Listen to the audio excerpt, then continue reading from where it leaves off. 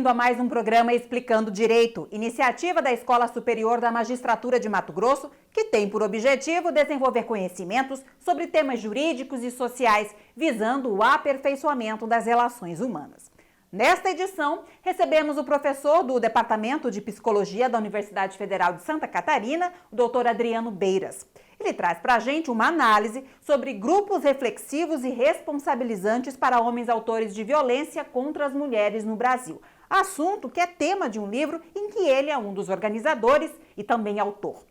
Esta obra, editada pela Academia Judicial de Santa Catarina, é fruto de uma parceria do COSEVID, o Colégio de Coordenadores da Mulher em Situação de Violência Doméstica do Poder Judiciário, e da Coordenadoria da Mulher em Situação de Violência Doméstica e Familiar, o CEVID, do TJ de Santa Catarina, em conjunto com o grupo de pesquisa Margens, também da Universidade Federal de Santa Catarina, e NPPJ, que é o Núcleo de Pesquisa em Psicologia Jurídica. Acompanhe aí. Olá, hoje nós vamos falar sobre o livro Grupos Reflexivos e Responsabilizantes para Homens Autores de Violência contra as Mulheres no Brasil. Mapeamento, análise e recomendações. Este livro foi feito por mim, Adriano Beiras, coordenando uma pesquisa importante em todo o país sobre o tema, juntamente com Daniel Martins, desembargadora Salete Somariva e Michele de Souza Gomes Rugio, também do TJ de Santa Catarina. Eu estou vinculado ao programa de pós-graduação em psicologia e ao núcleo de pesquisa Margens, Modos de Vida, Família e Relações de Gênero, e o núcleo de pesquisa em psicologia jurídica. Esse tema é um tema muito interessante e necessário atualmente no país, e é um tema que eu tenho estudado há muito tempo, há muitos anos, já há mais de 10 anos, inclusive meu doutoramento na Espanha foi sobre ele também, sobre essa temática, onde eu pude também ter a oportunidade de conhecer alguns mapeamentos e recomendações internacionais em vários países. O trabalho com grupos reflexivos para homens autores de violência é uma oportunidade de redefinição da socialização masculina, onde nós trabalhamos o tema das masculinidades e a sua vinculação com a violência. Nós entendemos a masculinidade como uma construção social e cultural vinculada a outros aspectos biopsicossociais, mas especialmente nesse âmbito da construção social e da socialização masculina. O objetivo dos grupos reflexivos para homens autores de violência é fazer uma desamarração entre a violência e a masculinidade, especialmente porque ela é entendida, nesse caso, como uma versão de masculinidade em que a violência ela é parte constituinte da identidade masculina. Mas isso é só um aspecto possível entre as diferentes masculinidades que existem e das formas que nós podemos nos subjetivar. Então, o trabalho é justamente fazer essa desarmação, e por isso que nós falamos de homens autores de violência e não agressores, justamente para fazer essa separação do aspecto identitário e dessa autorização e estímulo que nós temos socialmente, nós como homens, de exercer violência. O trabalho ele é feito de uma forma contínua, um processual, onde os homens passam a redefinir seus sentidos e significados em relação às relações de gênero. É uma oportunidade de desenvolver grupalmente novas formas de modos de vida e desenvolver também uma melhora na comunicação e no entendimento das relações humanas e das relações com as mulheres. Esse é um tema muito caro para mim nos meus estudos, na medida em que eu tenho trabalhado há muito tempo essa vinculação entre masculinidade e violência, e o meu trabalho tem sido no sentido de fundamentar tecnicamente e metodologicamente esses trabalhos de grupos, para que eles não sejam entendidos como meras rodas de conversa ou trabalhos específicos de palestras, e sim um trabalho efetivamente grupal que envolve ações e teorias da psicologia, do direito e do âmbito da assistência social, com teorias específicas do construcionismo social e do desenvolvimento de grupos. Havia necessidade de desenvolver aqui no país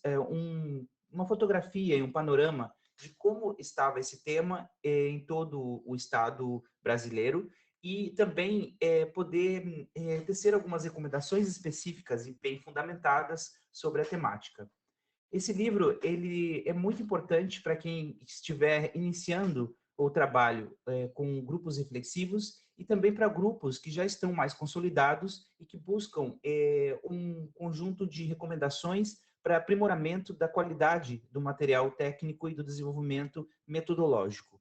A pesquisa ela foi desenvolvida em todo o território brasileiro e nós encontramos 312 iniciativas de grupos em todo o país. Esta é uma fotografia de 2020, no período ainda com a pandemia do Covid. Hoje, certamente, esse panorama é diferente, na medida em que muitos grupos deixaram de existir pela dificuldade de manutenção no formato online no período da pandemia e vários outros passaram a existir agora neste ano, pós o período pandêmico. Então, este mapeamento é um dos maiores, se não o maior, do mundo em relação a esse tema. Eu tenho acompanhado outros mapeamentos, que também é citado nesse livro, um mapeamento latino-americano, que foi realizado no ano anterior, além de outros mapeamentos, como o mapeamento europeu, um mapeamento realizado no México, nos Estados Unidos, na Austrália, e outros mapeamentos específicos, como o da Organização Mundial da Saúde. Mas um mapeamento que pudesse alcançar todo o país e entendermos as diferenças de cada estado em relação a isso, em aspectos culturais, dificuldades específicas na vinculação com a rede de enfrentamento à violência, entre outros detalhes específicos, nós não tínhamos nenhum material tão expressivo até então. Esse livro ele é muito importante para consolidar uma política nacional específica de trabalho para homens autores de violência no país. E nós tentamos realizar, a partir desse material, capacitações com juízes, magistrados, né, de todo o país, para que estes operadores, junto com outros operadores do direito, pudessem desenvolver a ampliação e a multiplicação desse tipo de política no Estado como um todo. O livro foi apresentado no CNJ em dezembro do ano passado e, posteriormente, houve um ato normativo em fevereiro para o desenvolvimento, para incentivo e desenvolvimento de grupos reflexivos em todo o país. O capítulo 6, especificamente, desse livro, é o mais importante, porque neste capítulo estão as recomendações específicas de qualidade e orientação para o desenvolvimento desses grupos.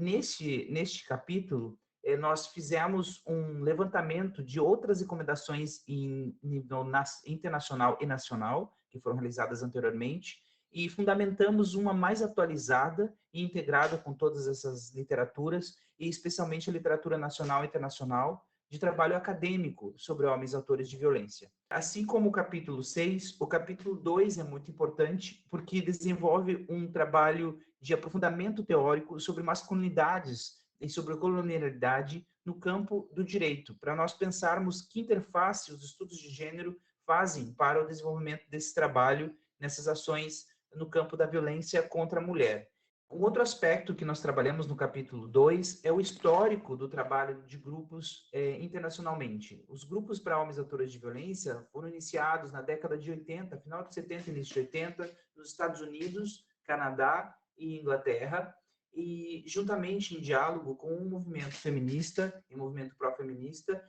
em um trabalho inicial de contenção da raiva e da ira em aspectos comportamentais e cognitivos, e posteriormente ele foi se vinculando cada vez mais a um âmbito mais psicoeducativo. Então, nesse capítulo, nós contamos um pouco dessa história, desse trabalho, mostrando que ele tem algumas décadas já de existência no âmbito mundial, para que a gente possa iniciar no Brasil considerando os conhecimentos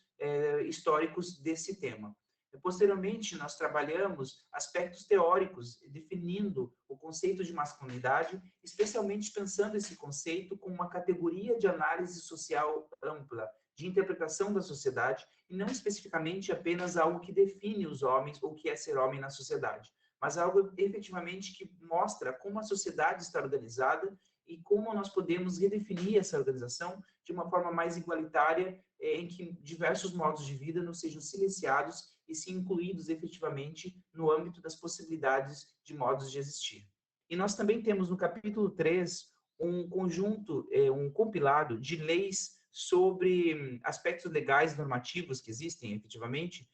sobre grupos de homens autores de violência. Nesse capítulo nós reunimos leis estaduais, municipais, que procuram desenvolver, estimular ou promover